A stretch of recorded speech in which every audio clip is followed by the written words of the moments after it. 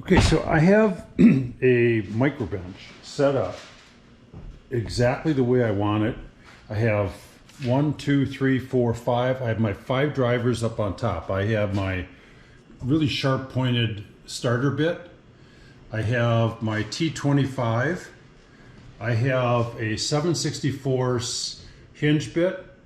I have a, I think it's like a little bit, it's close to 3/8, just a standard bit. And then I have a 3/4 inch on a impact. Let's see once. This is also on an impact, the T25. I have my template. This is basically my template number 1. That is my go-to template for most of this stuff. I have a couple of scraps because this is finished on the outside now, kind of ish, but we can still finish it later if we needed to. But I want to put those down in there basically just to protect. And if I have to adjust, which I'm going to, I have my wrench, my 3/4, the manual one, so we're pretty close.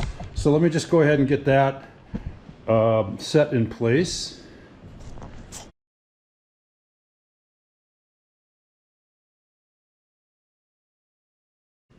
Okay, so for that, I didn't need to use these at all. Those are loose. I just really needed only one of those that's attached to the micro bench because I'm going to be pushing on this. The other thing I'm going to want to do is I may or may not, nope. I'm looking at my casters on the wheels, and as long as I have the two, there's 2 that are basically fixed position, and then the other 2 on the other end will swivel. So as long as I have the 2 on the fixed position, then when I push on this, for the most part, it's going to stay. I might lock that in. I'm not going to be pushing real hard anyhow on this particular phase. So I think I'm in a good position right now.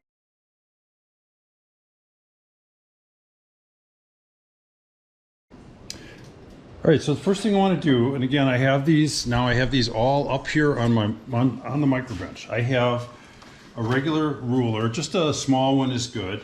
I have a pencil, but I don't know if that's going to work because this is on the epoxy, and I don't know if a pencil is going to make a mark. So I did grab a fine tip. But on this one, because it's only 10 inches long, I'm good with a single threaded tenon in there. I don't need one up here.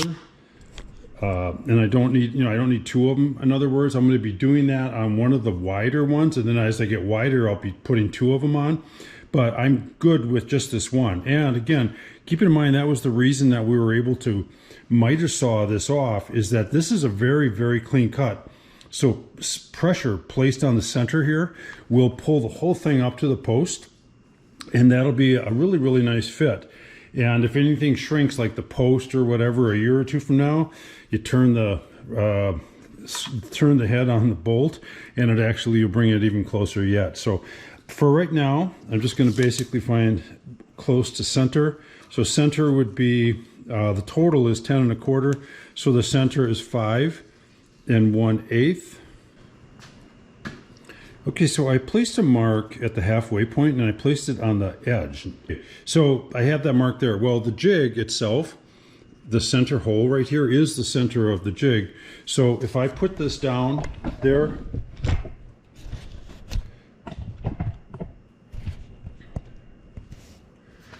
and then I place the jig over the top, all I have to do is visually find the center I'm looking through the center hole and finding that mark. And I'm right on it. So the jig itself, as long as we stick with the 1-inch material, then the jig just stays put. I don't have to do anything else to it. And I'm not really going to be putting a lot of pressure on it. So this is where then I grabbed the hinge bit. And the reason for the hinge bit is that it has an outside protection of the bit itself, and even though that turns a little bit, it's going to turn, but it's so smooth that it's not going to wreck the jig. There are some other options I'm looking at for future, but this is all for now. So all I'm doing is sticking it in, making a little dimple in that hole. Same with that one. Same with that one.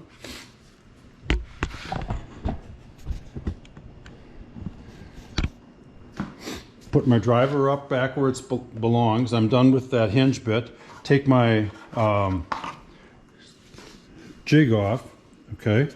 And then those holes are located in exactly the center of the 1 inch. And that's the reason, you know, everything is set up for that 1 inch thickness of material. So now from there, I'm going to take on the center hole. I need that one. I want to do this bit here because we want to have place for the extra bolt to go through. You're going to see that. And that's why I did the clear. Now, because I've never dealt with poly or epoxy like this, I haven't really worked. I've done a lot of epoxy tops and so on, but I never really worked it afterwards, you know, like drilling and that. So I don't know. I hope it's not going to split or anything, but I'm going to pre-drill on that just to kind of get a, I'm going to use this really tiny bit, right? So I'm putting that in the center hole. Making sure that I keep the bit and the driver, sorry, trying to hold the camera at the same time, the bit and the driver nice and parallel and perpendicular to everything.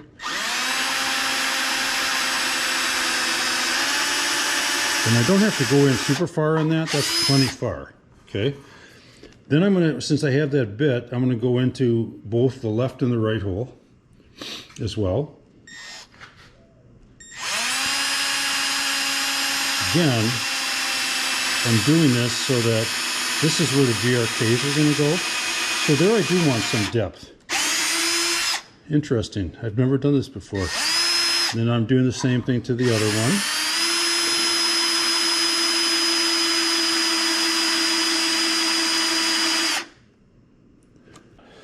Now I've got the 3 holes.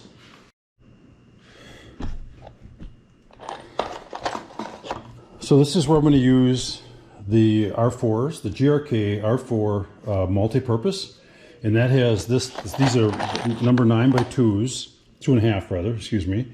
So there's your bit. They have all these really cool things that go on the tip of that, and that's why I love these things. They use a T25 star bit. They have basically kind of a self-tapping thing up here, but that's not going to have any bearing on this because this is going to be holding steel anyhow. This is my patented 3-hole threaded tenon. Again, these people can make themselves as long as they're not for commercial use. You can just make them out of, you're not going to make that crazy 3 outside circle shape, but you make them out of flat bar. You drill the 3 holes. And then I have some instructions elsewhere on it, and then you tap the center one with a 5/16. So what I'm going to do on that is I'm just going to put one of those screws in position there. And again, I have never done this before in the 2-part epoxy, so I'm actually kind of nervous. I just don't know. It's just going to hold up. Can you tell I'm shaking? All right, and then if we look up here, I have, again, on my micro bench, I'm all set to go. I have my T25 bit all ready to go. The green one.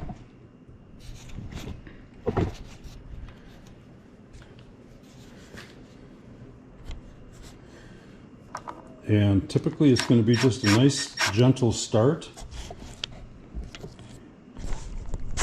You can see it going into the pre-drill.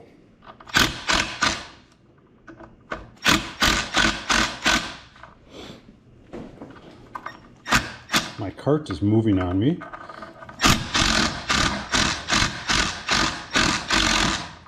Now it's getting to the end of the pre-drill and it's going to start drilling its own.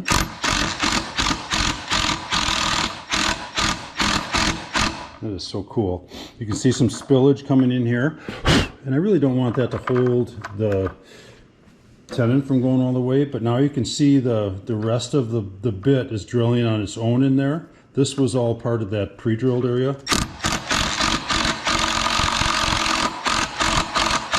These are long enough, they're actually making it up into the wood. Now from here, I'm just going to temporarily kind of hold that thing up.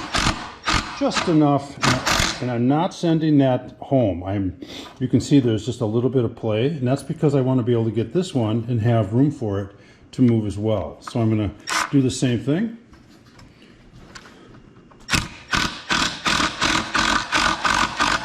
Now I saw some splitting or something going on down there. I don't know what that is. Again, it has to do with the epoxy. Now this one I'm going to send home. Now I can come back and send this one home.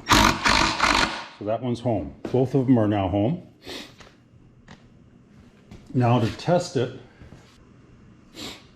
Okay, so I've got a 5/16. This one just happens to be a whatever length, 2-inch. That goes into there. And did I ever pre-drill that? I never pre-drilled that. Okay, so let's say you make a mistake like that, which I just did, and it's okay. Now, I never pre-drilled that because, in fact, this is a good point to make, because what's going to happen is when this bolt comes through, it's going to hit really, really solid material. It's not going to budge against that, even though I did a little bit of a pre-drill in there with that small bit, with this guy. What I should have done after that, and I had it sitting here and ready to go, and I do it all the time, but I should have put my 3/8 in there. I didn't. So what I'm going to do right now is I'm going to pull those 2 screws out. Again, these are prototypes. This is why you do this kind of stuff with prototypes. Now these are not going to hold as well the second time around because they're screws, but I do have to clear that, and I don't have to clear it all the way. I just have to, let me just see if I can just loosen one. I loosened it. Okay, now can I get my 3/8 in there? I think I can. I think I can. Yes, it's going to fit there.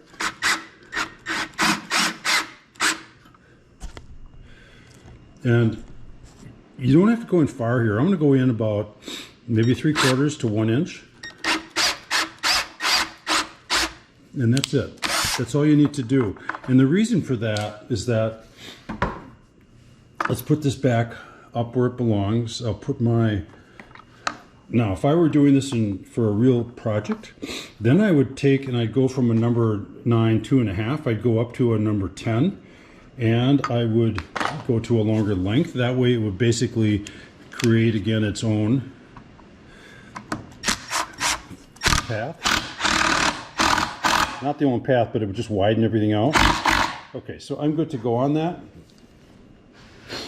Now, if I take that same bolt, whatever I did with it, and I put it inside there. You can see now I have some place for that extra material to go, because you're never going to be able to get exactly the right bolt length. If you try going too short, then you're not getting enough thread into the threaded tenon. So you don't want to have only a 1 or 2 little threads in there. You want to be able to take that entire 1/4 and get the whole 1/4 inch thickness at least, and then some. So now let me just see if I can get a sample of something to attach this to. Okay, so here is the mortise that's been made for it. This is just a sample post that I've got set up. But here's where we're going to go with that. We're going to put that onto the tenon like this, right? It's going to sit there, quite nicely. And then what we have to be aware of is the length of the bolts. And this is why, again, prototyping comes in really handy, and then designing. So this bolt, even if it's put inside here, will it make it? And no, it will not. Okay, so that's too short of a bolt. Now, if I take this one and I put it inside there, is it going to make it? Definitely. And then there's going to be actually almost too much extra. But depending on how deep we made that hole here, then we should be okay on that. So all I'm going to do is place it on there.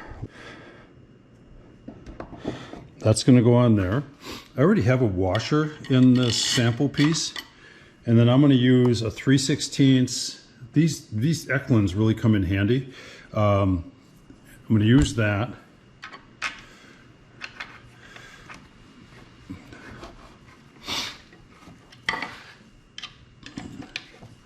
And then we're gonna probably start seeing that bolt, excess bolt, show up in there anytime now.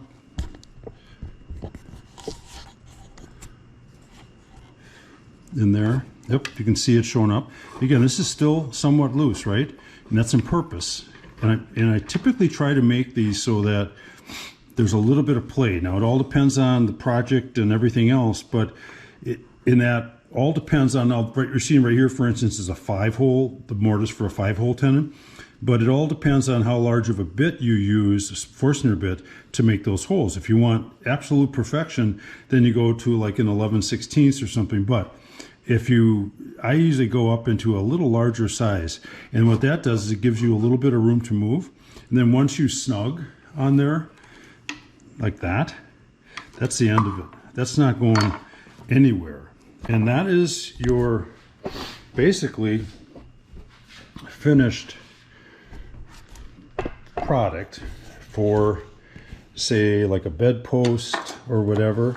You can see it, you didn't have to pour up to the post, and you got a really, really, really clean finish on that. All of your joints all the way down here are really tight, and that we got because we were able to use a chop saw, the miter saw, to make that cut. If we tried putting a board here, and other boards in between it, and we tried to pre-cut them ahead of time and line them up, they're never going to line up. And then you get to the other end and it's just as bad or worse, right? But by being able to cut that off after we're all done, this is really slick. So am I ever pleased with this? I'm going to do the same thing down on this end. We're not going to see it happen because I didn't do that 2-part pour in there. But I want to basically do the same thing as far as the installing the tenon.